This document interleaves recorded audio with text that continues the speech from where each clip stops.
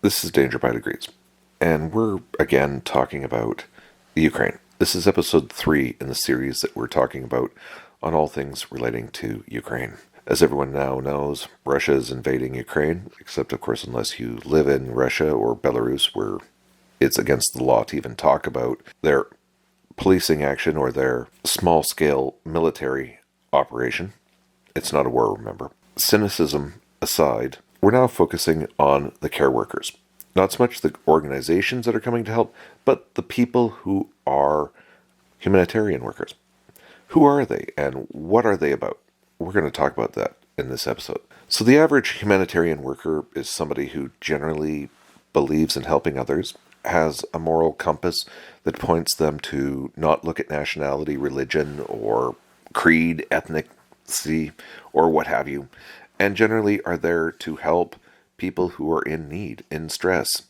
And humanitarian workers are everybody from those Salvation Army people that you might see helping homeless in downtown New York to care workers who are working in Rwanda.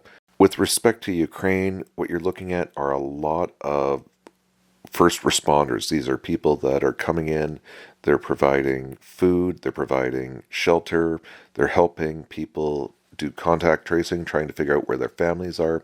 They're people who are trying to arrange for psychological help for those who are suffering PTSD or who had been maybe sexually assaulted. You're looking at a very myriad group of people that are providing services, from everything from just providing a hot cup of soup to those who are providing counseling. A lot of the care workers are people who come in and they generally have a belief in helping their fellow man. They are people with strong moral convictions. They're able to set aside their biases and really work with people who could be people that they might hate in regular life, but they're setting that aside to work for the greater good. So what are the skills that someone who's coming in as a humanitarian worker might either be trained from, say, a group like or Doctors Without Borders or UNICEF, or those who are just helping at an ad hoc group who are just working as a community kitchen? And you're seeing a lot of that in Poland and Hungary and Romania. Generally speaking, the characteristics are a strong moral sense of the world, willingness to basically stop what they're doing in their life and go to a potentially unsecure and uncomfortable position to help others. There are people that are willing to extend out of their comfort zone. They're willing to take risks, but they're also at the same time wanting to help. People who are good humanitarian workers have good situational awareness.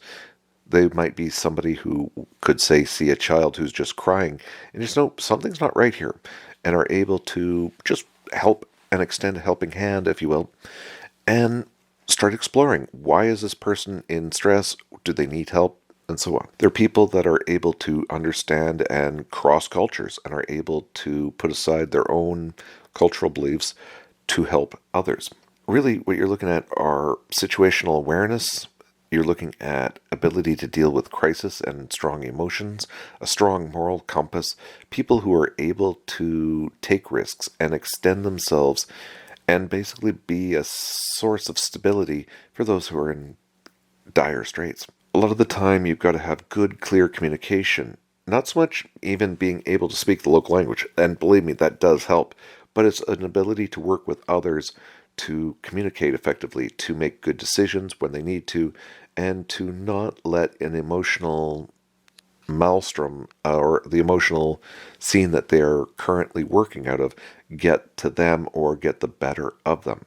This is why a lot of the time people who are in logistics in the military serve great as humanitarian workers, because they have the discipline and the mentality to just focus on the task, not on the noise that's going around, and focus on the situation at hand to get food, clothing, or what have you to the people that are there. So they have a person comes in, they see the situation, they assess, and they know that this person needs shoes, they need some kind of counseling, and they need food. And so they would start with, what can they do? Well, they can start with the food, find the clothing later, and then work on getting them into a stable position that they could receive the medical help that they need.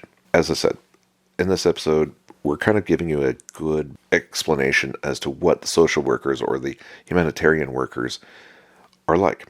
And remember, humanitarian workers are often kidnapped. Humanitarian workers are often targeted with those that they're helping as legitimate in the eyes of those who commit these kinds of acts, assaults and attacks on care stations. Care workers are kidnapped. Care workers are targeted and killed. Being a humanitarian worker is and will always be both a great benefit to the humanity that is suffering, but at the same time, it's also humanity's loss when these great people that are going out there and putting themselves on the line are themselves now becoming victims. In the next episode, we're going to start talking about the people that are volunteering and helping to fight in Ukraine's Foreign Legion.